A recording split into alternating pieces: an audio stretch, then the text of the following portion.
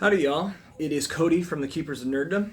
I actually am going to be doing a little bit of staining on my paint job, but I wanted to talk today for just a moment about the last episode of Obi Wan Kenobi. So we got our last part of it, episode 6, and uh, just keep in mind, spoilers for all of this. This will be spoiler filled. It is one of the two best episodes in the show. That being said, it's still a struggle because it's got so many interesting little issues. Okay? This show in general is a struggle bus. And I don't mean that to be upsetting or try to really just drum up excitement or frustration, but the show just in general has issues. And so I'd like to go through those a little bit. So this episode is very much, it starts with, at least on the Obi-Wan side, an extreme amount of we're going to talk and talk and talk and say we can't escape Vader, we can't get out of here, we're going to watch this ship try to run for 12 years. It's going to be hilariously epic and nothing actually happen. And the captain's going to insist, whenever Obi-Wan insists that he can go save everybody by leaving, that he goes back and forth, and it's this funny thing of, no, it's we need time, the hyperdrive is broken, and then it'll go back to, no, we can save you, let us save you, and it's like, you just literally said in the last scene, the hyperdrive is broken, we need time, and Obi-Wan was offering that time. So, I don't know. Very strange. Very, very strange. Obi-Wan leaves, and ironically, it's the Inquisitor, the Grand Inquisitor, that is fantastic about this and goes, hey, it's Obi-Wan, it's just one ship, let's chase after the guy that, the rebellion stuff here. And Vader's like, nope, we're just chasing this. And again, there's no TIE fighters ever shown. So we never have any good, instance of, yes, there is clear ways to stop it. There's no tractor beams, there's no TIE fighters. There's just nothing used that really makes it go, okay, I see. You're just being, you're being smart. If you're trying to capture him, tractor beam him. If you're trying to kill him, shoot more and send TIE fighters. Vader does say increase firepower, so that's good, but it just doesn't make sense. There's some just strange things going on here. And so what we have overall is a very strange thing. By the way, here's what I'm painting today. This is a kind of display piece for the top of a figurine for Warhammer 40K. Yeah, let's continue on then. So as we continue through this, what we see is, well, Leia sneaks her. No, she doesn't sneak it. I guess Obi-Wan takes the droid with him as a good luck charm, kind of almost like a promise that he'll return. It's kind of cute. Reva, by the way, is now headed towards Tatooine. She knows exactly where to go, somehow, miraculously, which that drives me up the wall, because how would she know? How would she know where to go? Who Owen is? Is there a directory somewhere that's giving her this info? How is this possible? I don't have a problem with her finding Owen, but there needs to be something. But it's also the amount of time that it takes is extremely small. So she's there very, very fast. So it's just a little strange is all. Yeah, this episode in general, it just struggles with stuff like that, where it just doesn't know how to balance pace, and she apparently gets across a decent part of the galaxy looking for Owen and Luke and them. And it's just interesting because I don't remember if Owen the name was said or not. I don't know. But just seems strange. So we definitely have just an interesting problem here in the show in general. So we continue on. Obi-Wan goes down to the planet where Vader comes down to fight him, and they're all like, "Ha, you shouldn't have done this. This is a mistake." And Obi-Wan all of a sudden can not just go up against Vader, he can take him on. And it's the good thing about all this is the fight scene in general is a much better fight scene. But in the grand scheme of things, it's a fight scene that's a little bit confusing just because of what we've already seen in the show. So what we've got is a weird conglomeration of things. So there's that. Obi-Wan and Anakin, or Darth Vader, sorry, they fight. It's good. Vader piles rubble over him, and it's a cool scene.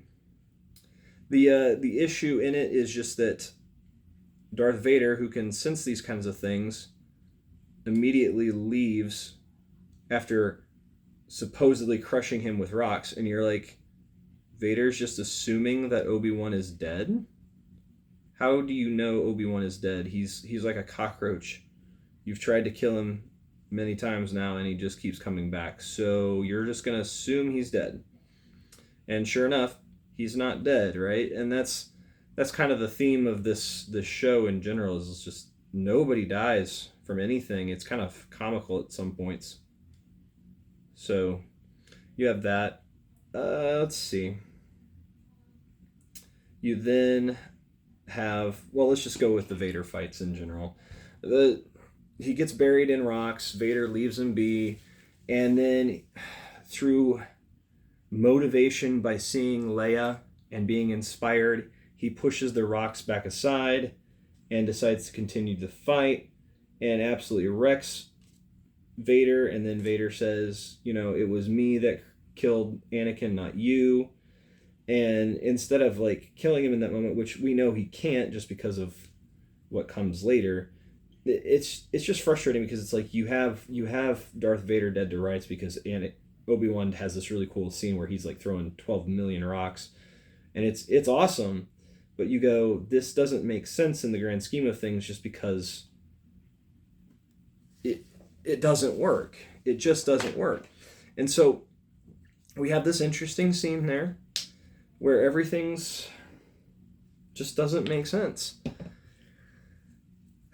because he just doesn't kill him. Like, talk about, that would be a change. Or stab him, and then lo and behold, Vader survives somehow, and he's having trouble breathing and even like standing up, and you go, this dude might just die on this planet regardless of what you do, Obi-Wan. But it's strange. And while this is finally happening and Obi-Wan just leaves, and once again leaves one of the biggest threats to the galaxy alive, he senses that Luke's in danger. Finally, he actually cares about Luke at all. And that's a funny thing always about this show. It's like Luke does not matter. He is not important to Obi-Wan. He is not important to the story, the narrative until the very end. He just kind of exists. And it's interesting that he just kind of exists because it's not good for storytelling in general. And so Reva is going to kill him and fights through Owen and Beru. They're kind of dumb in how they fight. It's kind of silly, but whatever. It's a thing. We just kind of smile and wave, boys, smile and wave, right? And Luke runs out to the field, the desert, gets chased by Reva. It's all going, according to Reva's plan. And then she sees herself and decides that she shouldn't be the one taking little kids' lives, which, I mean, that's good, but at the same time, it's a little bit frustrating just because, yeah, you've literally been a dark side user this whole time. You've been murdering people. You've been murdering other people's kids. So you're just now all of a sudden going to be like, it's all, I'm going to change because I saw myself in that. Okay. That's pushing it. So she relents. Her and Obi-Wan have a great talk, which it wasn't bad, but it was just kind of like Obi-Wan just lets her go because he senses that she's changed. But it's like, you sure? Because this lady's been chasing you around and trying to murder Anakin for a really long time without success.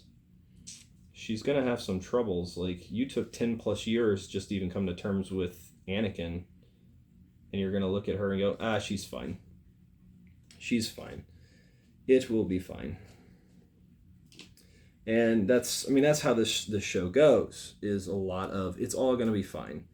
And at the very end of the show, we do see a great cameo from Liam Neeson showing up at the end and finally communicating with Obi-Wan, implying and just saying outright that Obi-Wan wasn't ready to talk to Qui-Gon because of where his feelings and stuff were. I'm like, it's been 10 years. Wouldn't Qui-Gon have helped him with that? Wouldn't that have been part of the, I don't know, process to, like, overcome this whole battle internally that he would be willing to help him with? Darned if I know. But yeah, it's a thing. It happens. It's there. So yeah, we get quite the show. Vader, that was the last scene. This is the last little thing. Vader has a talk with the Emperor, who's like, don't let your emotions rule over you, which is really funny hearing it, because at first I didn't think much of it, but when you stop to process it, it's like, he's a Sith Lord, which is all about emotion and anger and hatred. And he's saying, be more like a Jedi. Be more Jedi. And Vader just has to be more Jedi. And it's really weird. It's like, wait, why is the Emperor saying that? So, I don't know. It ended on a half decent note, but it messed up everything. Oh, also, when Obi-Wan actually goes back again to Alderaan, leaving Luke, and has a conversation with Leia, and the funniest thing happens in that scene. Best thing in the entire show. Leia, the door opens to the shuttle, and Obi-Wan and her little droid Lola come out, and she runs past Obi-Wan and just goes, Lola! And totally ignores Obi-Wan. Like, does not even care. And I'm like, he is so much more important to you than your little droid. That droid has done nothing but get you in trouble. You're stupid. And then they do have a touching conversation, but it was really dumb. It was like, you wanted to make this a touching scene, and she's like, forget you, I'm going to go to the droid. So, yeah. That's my thoughts on Obi-Wan Kenobi. Not a great show in general. It was rough. And that's all I've got. So, what were your thoughts on Obi Wan Kenobi Season 6, or Episode 6? Take care, and I want to hear from you in the comments.